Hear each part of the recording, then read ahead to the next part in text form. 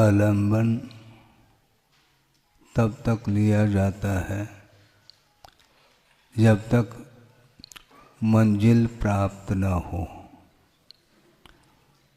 मोक्ष मार्ग पर आरूढ़ होने वाले साधक होते हैं। लक्ष्य सबका एक ही रहता है कि संसार से ऊपर उठने का लक्ष्य होना चाहिए और रहता भी है। सम्यक दृष्टि का लक्ष्य भी यही रहता है कि हमें मुक्ति प्राप्त हो, क्योंकि श्रद्धान का विषय उसने भी बना लिया है कि हे भूत पदार्थ संसार के लिए कारण हैं, जो कि पंचेंद्र के विषय के रूप में सामने आते हैं और उसके माध्यम से ही संसार बढ़ता चला जाता है। संसार में वृद्धि यदि होती है तो विषयों के माध्यम से ही संसार में वृद्धि होती है। जिस प्रकार अग्नि प्रज्वलित हो जाती है ईंधन के द्वारा और निरंतर यदि उस अग्नि के लिए ईंधन प्राप्त होता चला जाए तो वह बुझ नहीं पाती और प्रज्वलित हो जाती है, उसी प्रकार विषय और कषायों के माध्यम से संसार में वृद्धि होती है, ऐसा कहा। कषाय दहनोद्दीप्तम विषयैर्व्याकुलीकृतम। कषाय दहनोद्दीप्तम विषयैर्व्याकुलीकृतम संचिनोति मनः कर्म जन्म संबंध सूचकम, ऐसा कहा। संसार के संबंध को सूचित करने वाला वह कर्म अर्जित कर लेता है। कौन? मन। वह कैसा मन है? कषाय दहनोद्दीप्तम कहा।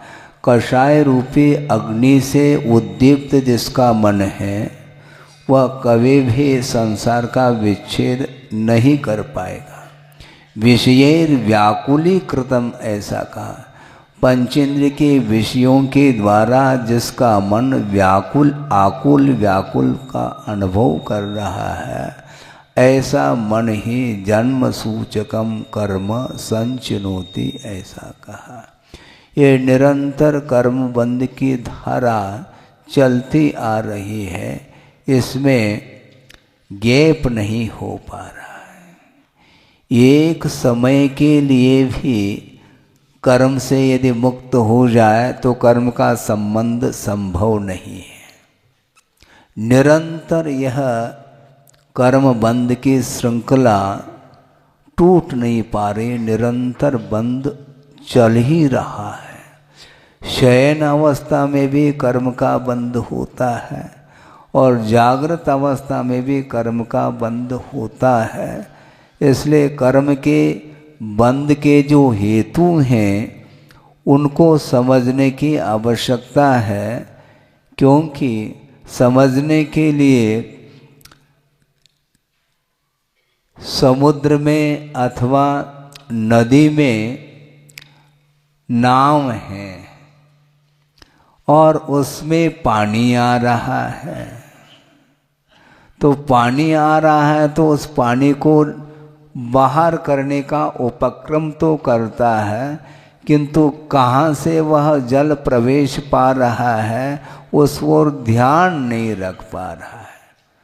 उस नाव में एक छोटा सा छिद्र है, छेद है, उसके माध्यम से ही वह नदी का पानी भीतर आ रहा है और उसको बंद करने की बात नहीं करता और वह बाल्टी बाल्टी से जो भीतर जल प्रवेश पाया है उसको निकालने का वह श्रम कर रहा है, उसका मात्र परिश्रम माना जाता है। उसके द्वारा जल निष्कासित नहीं होता, क्योंकि द्वार को बंद करने की आवश्यकता है। तो कर्म बंद जिन हेतुओं के द्वारा हो रहा है, जिन कारणों के द्वारा कर्म बंद हो रहा है, उन कारणों की ओर दृष्टि रखने की बड़ी आवश्यकता है। और जो साधक होता है वह उसी ओर ध्यान देता है और देना भी चाहिए। समझने के लिए रोग हुआ है, रोग हुआ है तो दवाई ले लो, है?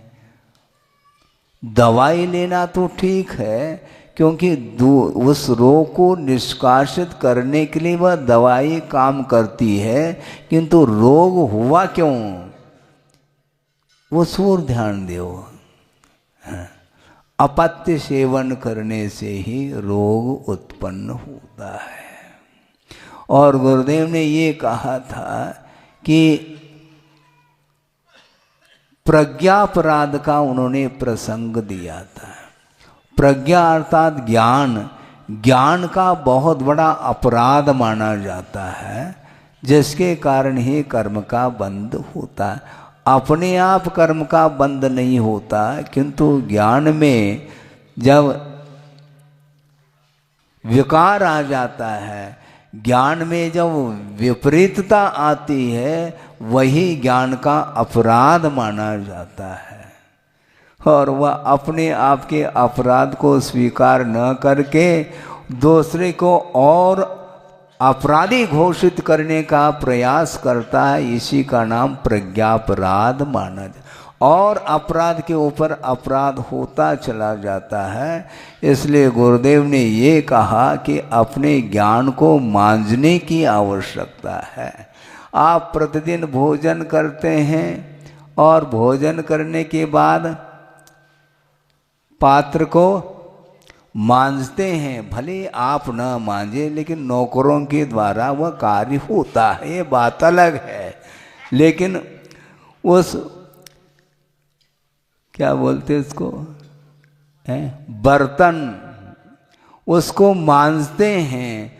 उसी प्रकार बर्तन को तो आप मांझ रहे हैं और शरीर को भी धो रहे हैं, स्नान आदि के द्वारा उसको स्वच्छ बनाने का पुरुषार्थ कर रहे हैं, किंतु मन को कौन मांझेगा, ज्ञान को कौन मांझेगा। ज्ञान के ऊपर वह किट जम रहा है, मोहनी कर्म रूपी वह कालिमा पुत रही है उस ज्ञान के ऊपर। उस ज्ञान को मांझने का पुरुषार्थ करो।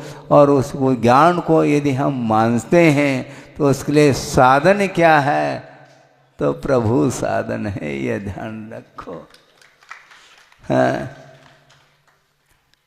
आप अपने मुख का दर्शन करते हैं प्रतिदिन उठ करके दर्पण में, किंतु केवल ज्ञान रूपी दर्पण में सब कालिमा, सबकी कालिमा आ रही है, किंतु भगवान पहुंच नहीं रहे हैं, क्योंकि पहुंचने का कार्य उनका नहीं। क्यों? जिसने कर्मबंध किया है उसी को धोना है। धोने में आप आईने का काम कर सकते हैं, भगवान दर्पण का काम कर सकते हैं, किंतु उस दर्पण में अपने आप का दर्शन करके कालिमा को स्वयं को ही हटाना होगा, वो नहीं हटाते। प्रतिदिन आईना नहीं देखते, तो आईना में क्या देखने में आ रहा है, अपना मुख देखने में आ रहा है, और कालिमा भी देखने में आ रही है। लेकिन दर्पण के द्वारा कालिमा हट सकती है क्या? हटती है? कालिमा कहाँ है इसका दर्शन हो सकता है, किंतु हटाने का कार्य स्वयं को ही करना पड़ता है। उसी प्रकार कर्मबंध जिन परिणामों के द्वारा, जिन साधनों के द्वारा हो रहा है, उस कर्मबंध से ऊपर उठने के लिए, उस कर्म का विच्छेद करने के लिए प्रभु का अथवा गुरु का आलम्बन लिया जाता है। वो दर्पण का काम करते हैं। और इसके उपरांत भी आप नहीं पहुंचना चाहो तो प्रज्ञापराध इसी को बोलते हैं। स्वयं नहीं चाहता संसारी प्राणी, अपराध के ऊपर अपराध करता ही चला जाता है। किंतु गुरुदेव ये कहना चाहते हैं, अपराध हो जाता है या अज्ञान दशा में किया जाता है स्वयं के द्वारा, किंतु उसको स्वीकार भी कर लो तो काफ़ी है।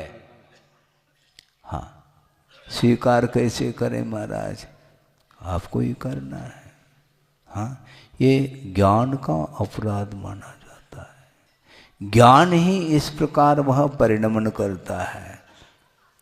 इसलिए अपने को आश्रव से बंध से बचना है तो कम से कम हेतु क्या है, कर्म बंध के कारण कौन से हैं, और वह नाव के अंदर जो जल आ रहा है किसके द्वारा आ रहा है उसको पकड़ो, है उसको पकड़ो।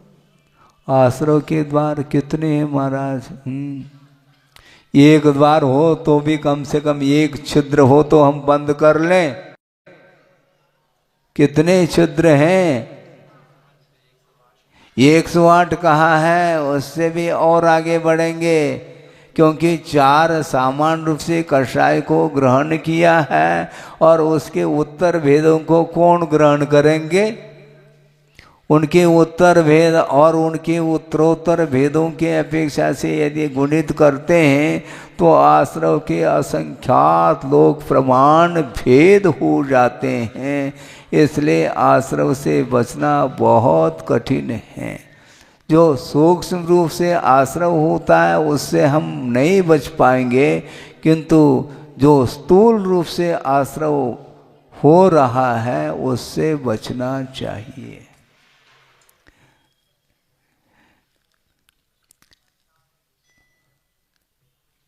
किसी सज्जन ने किसी को चोर कहा।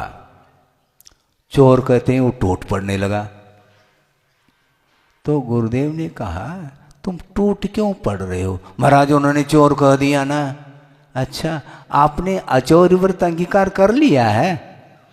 नहीं महाराज, पर चोर नहीं है क्या? चोरी का यही तो समस्या है, भारी समस्या है। व्रतों को तो अंगीकार न करो और अपने आप को और चोर भी स्वीकार नहीं करना चाहो तो बड़ी समस्या खड़ी होती है। जब तक संकल्प पूर्वक पापों का त्याग नहीं किया जाता तब तक वो टाइटल आपको मिलेंगे। मिलते कि नहीं? लेकिन सुनने में अच्छा नहीं लगता। हम चोरी थोड़ी करते हैं। हाँ, चोरी नहीं करते हैं लौकिक दृष्टि से, किंतु चोरी के जो डायरेक्ट और इनडायरेक्ट 2 प्रकार के मार्ग हैं। दिन दहाड़े कोई भी जो डाका डाल देता है उसको तो हम जेल भेज देते हैं, किंतु क्या, जो वित्त का अर्जन हो रहा है वह क्या है? वह पुण्य है क्या पाप है? थोड़ा सा अध्ययन करिए आप। हाँ, क्या है वो? गृहस्थ संयमी है क्या असंयमी है? बोलो, संयम धारण कर लिया क्या उसने? नहीं है। न स्थूल रूप से 5 पापों का त्याग किया है, न सूक्ष्म रूप से किया है, न अनुव्रति है न महाव्रति है। तो है कौन वो? वह अविरति है।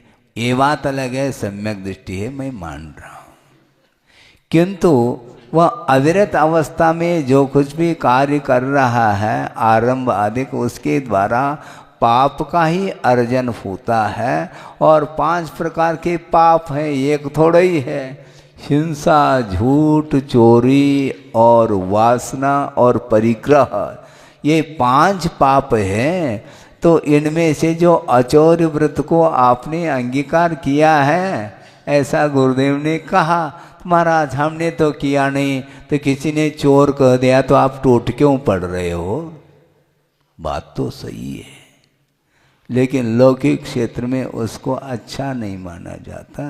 तुम अच्छा कहो या बुरा कहो, पाप तो पाप है। और पाप के माध्यम से जो आश्रव होता है, अशुभ योग के द्वारा जो आश्रव होता है वह पाप का ही होता है। शुभ पुण्यस्य अशुभ पापस्य एक सूत्र आता है तत्पर सूत्र में, 10 लक्षण पर्व में वह तत्पर सूत्र खुलता है आप लोगों के लिए। प्रतिदिन कोई भी तत्पर सूत्र का अध्ययन नहीं करता है। मन वचन काय की जो प्रवृत्ति है वह यदि शुभात्मक प्रवृत्ति है तो उसके द्वारा पुण्य का संचय होता है, और मन वचन काय की चेष्टा यदि अशुभात्मक हो रही है तो उसके द्वारा पाप का ही संचय होता है।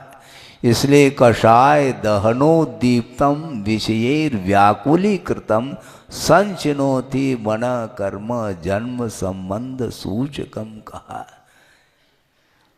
हालांकि संस्कृत है कि लेकिन तो बहुत सरल शब्दों के प्रयोग किए हैं।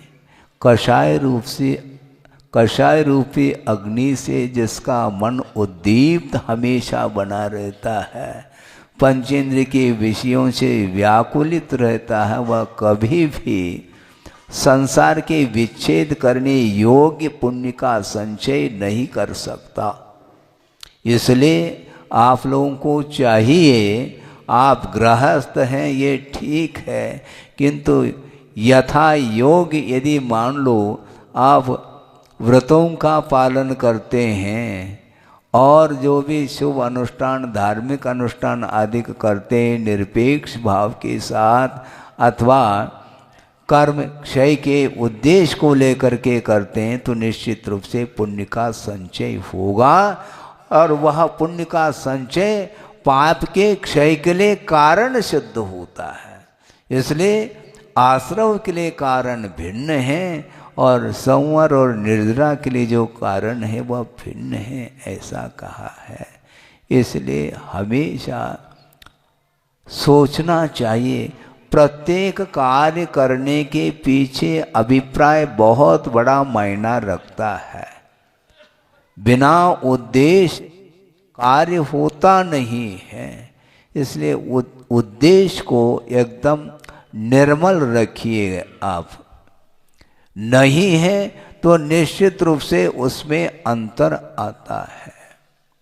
हाँ, इसलिए साधन जो है ना महत्वपूर्ण है, कारण महत्वपूर्ण है, क्योंकि कारण के बिना कार्य होता नहीं।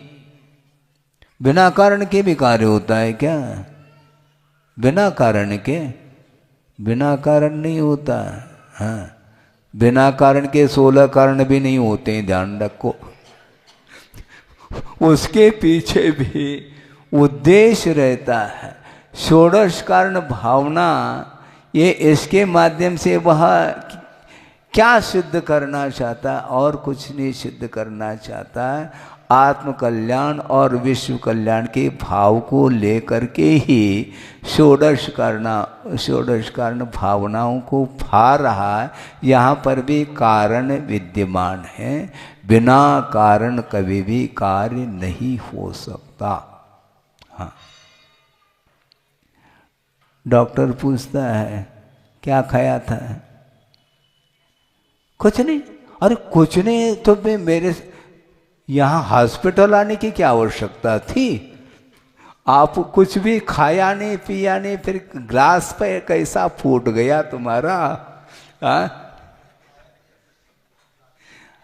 खाया कुछ भी नहीं, पिया कुछ भी नहीं, फिर यह रोग आया कहाँ से? बिना कारण के हुआ।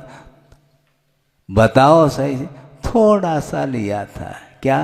अब अभी तो कुछ नहीं कहा था, अब थोड़ा सा मंजूरी दे रहा है। वो धीरे धीरे प्रेशर देने से अपने आप ही अपराध सामने आ जाता। गलती क्या की थी? गलती की थी उसको स्वीकार करो, जिसमें सारा, क्योंकि भविष्य में उसका ट्रीटमेंट हम अच्छे तरीके से कर पाएंगे। हैं? हम ट्रीटमेंट करें क्या नहीं? हमारे साथ करो, हाँ करो, ऐसा कम से कम कहो तो। हाँ, बिल्कुल बहुत कठिन है। डॉक्टर लिख करके ले लेता, फिर बाद में उस केस को हाथ में लेता। कोई भरोसा थोड़ी, नहीं तो डॉक्टर के ऊपर आ जाए वो, ऐसा नहीं। ये केस जो है ना बहुत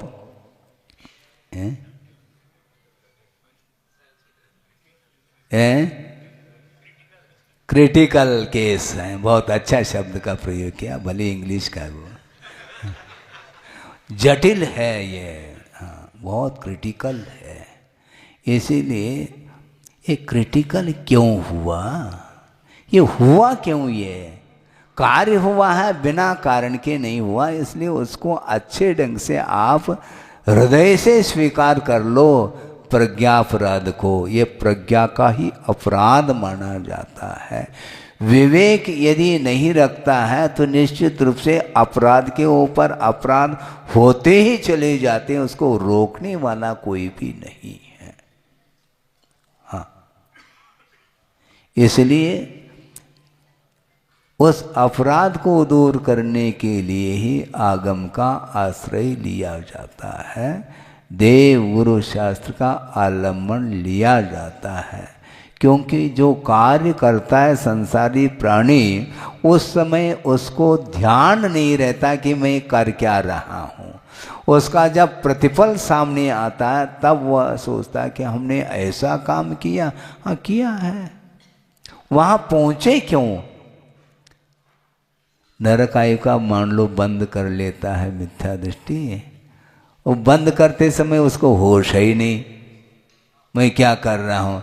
जब फल सामने आता है, अरे ये कहाँ आया, कहाँ से आ गया हूँ मैं। ऐसा लगता कि कहीं स्वप्न तो नहीं है। स्वप्न नहीं भाई साहब, स्वप्न नहीं है, ये तुम्हारा ही कृत्य है। सारा सारा इतिहास सामने आ जाता है तो उसको समझ में आ जाता है, अच्छा हमने ऐसा कार्य किया, तुमने ही किया कार्य और किसी ने नहीं किया है। और उसका फल सामने, और कुछ क्षण के लिए कार्य कर लेता है और दीर्घ काल के लिए उसका फल मिलता है। अंतर्मुहूर्त के लिए आयु बंद के परिणाम हो जाते हैं, बंद हो गया फिर उसका फल देख लो। उसका फल उस भव में नहीं मिलेगा, दूसरे भव में मिलेगा। मान लो आपने देवायु का बंद कर लिया तो यहीं पर स्वर्ग चाहो ऐसा नहीं मिलेगा, ध्यान रखो। वहाँ पहुँचना पड़ेगा आपको, मरे बिना स्वर्ग नहीं मिलेगा। हाँ, स्वर्ग ऐसा थोड़ी मिलता है। धर्म करने से स्वर्ग मिलता है, मिलेगा तो सही, किंतु देवायु का बंद करने के बाद जस्ट वेट, जब तक भुज्यमान आयु वर्तमान आयु जब तक समाप्त न हो तब तक देव आयु का उदय संभव नहीं है। इसी प्रकार नरकायु का जिसने बंद किया है तो उसका उदय मनुष्य आयु अथवा तिरंज आयु का अवसान हुए बिना उसका उदय हो नहीं सकता। वहाँ जाने के उपरांत वह विस्मय हो जाता है, हमने ऐसा काम किया। हाँ, तुमने ही किया है। हाँ, तुमने अपराध तुमने ही किया है। जो अपराध करता है उसी को जाना पड़ता है, जो निरपराध है वह कभी जा नहीं सकता, ये तय है। सम्यक दर्शन प्राप्त हुआ है तिर्यंच और मनुष्य को, वह नियम रूप से वह देव आयु का ही बंद करेगा, यह सिद्धांत है। इसलिए सम्यक दर्शन को सुरक्षित रखो, क्योंकि वर्तमान का वह सम्यक दर्शन क्षायिक तो है नहीं, कभी भी वह पल भर में वह समाप्त हो सकता है। पुरुषार्थ के द्वारा आस्था जागृत हुई है और थोड़े बहुत भी असावधानी हो गई, अपराध हो गया तो वह सम्यक दर्शन समाप्त हो जाएगा और मिथ्यात्व के साथ उसको नीचे उतरना पड़ता है। इसलिए अपने आप की निधि को सुरक्षित रखो।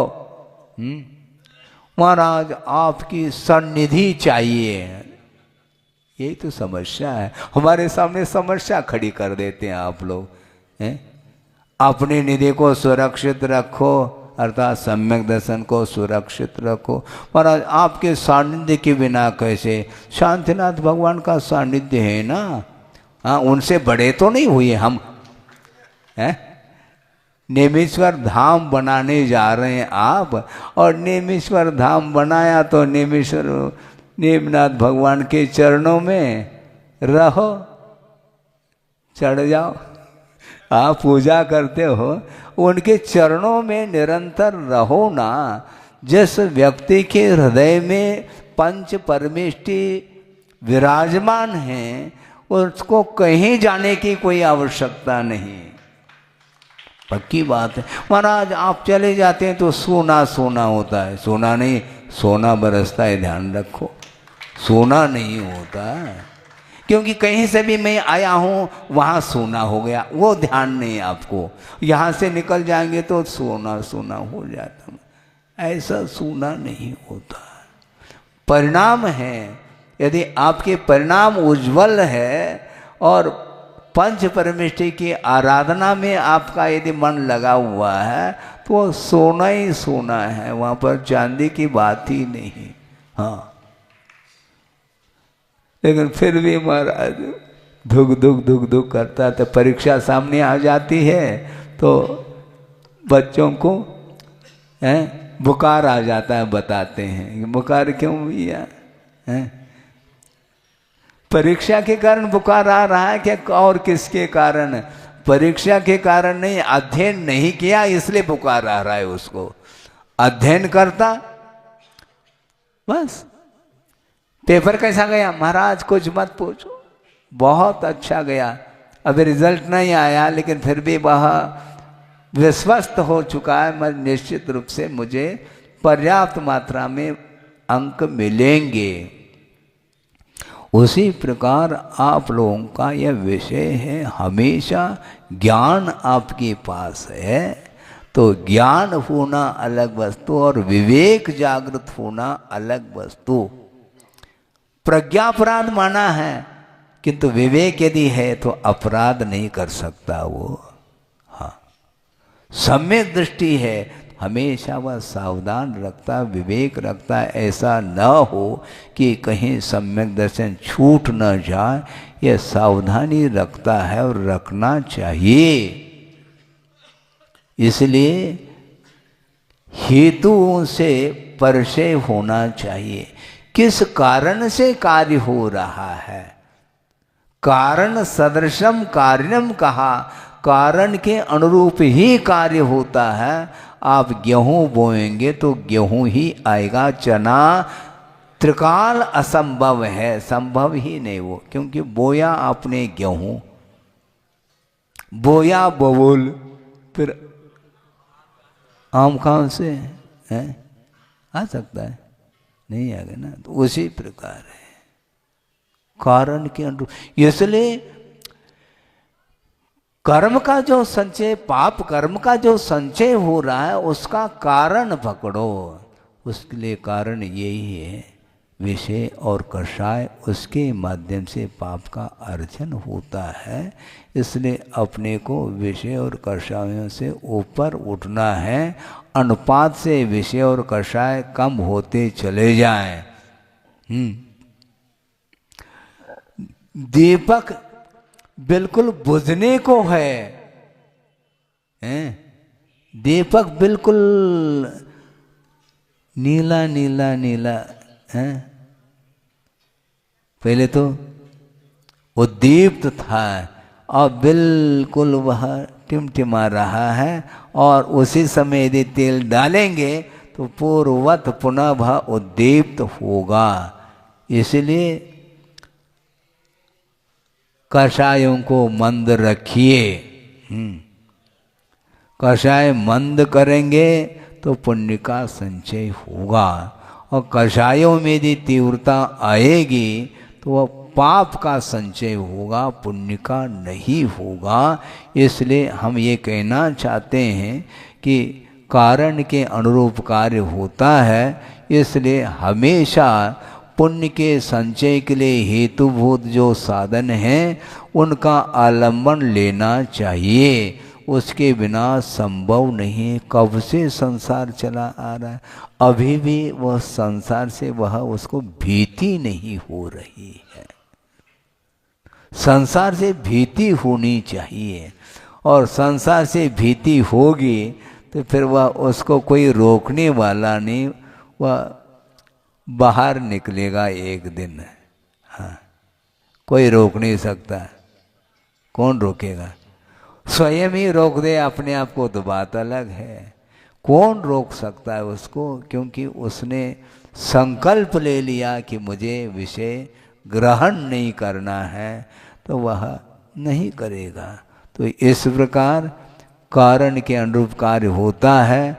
इसलिए कर्म के रोकने में अथवा कर्मों की निर्जरा के लिए जो साधन हैं उनको ही अपने को निरंतर अपनाना चाहिए और शक्ति के अनुरूप अपने को धर्म की आराधना करना है।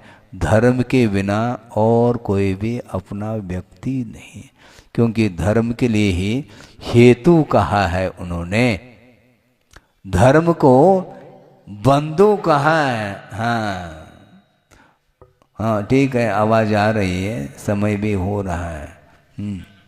ये ऑटोमेटिक हो रहा है क्या कोई कर रहा है? हैं? हाँ, यहीं पर कारण समझ में आ रहा है ना, ये मद्दा क्यों हो रहा है, वहाँ पर कर रहा है, व्यवस्थित चल रहा है, उसको हाथ नहीं लगाओ। हाँ हाँ बिल्कुल, बहुत जल्दी अंतर आ जाता है। तो मैं क्या कह रहा था? हाँ, इसीलिए कारण महत्वपूर्ण है। हाँ, रोग का कारण क्या है उसको पकड़ो, फिर बाद में दवाई का प्रयोग करो। आया कहाँ रोग, कहाँ से आया है? बिना कारण से आया कारण से आया है, प्रमाद है। इसीलिए मैं ये कह रहा था कि ज्ञान अलग वस्तु और विवेक अलग वस्तु। क्या अंतर? मेरा थोड़ा अंतर करके दिखा दो। समझ नहीं आ रहा है क्या? ज्ञान और विवेक में क्या अंतर है? ज्ञान के द्वारा क्या होता हम बता रहे हैं कि भोजन करने से भूख मिटती है, ये ज्ञान है। जलपान करने से प्यास बुझ जाती है, ये ज्ञान है। किंतु विवेक यदि नहीं है तो रोग होगा। ज्ञान के द्वारा रोग नहीं हो रहा, विवेक के अभाव के कारण हो रहा है। विवेक रखो, हिसाब से ले, बेहिसाब क्यों ले रहे हो? है? किसी ने कहा कि महाराज चौके की बात है और दूध दे रहे हैं, 2-4 अंजलि लेकर के हमने बंद कर दिया। महाराज ये पानी तो है, हमने सोचा कमंडल में भर दो फिर।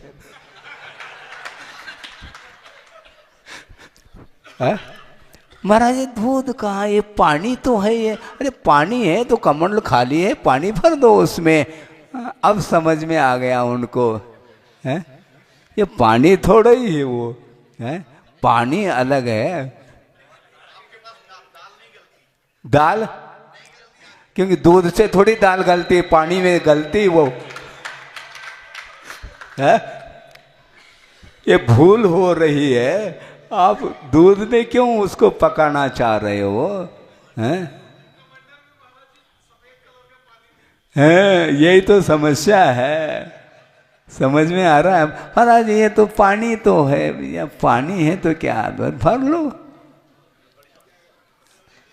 बहुत सुंदर, क्योंकि क्रॉस हो रहा है ना, बात कट रही है, हम क्या करें उसके लिए?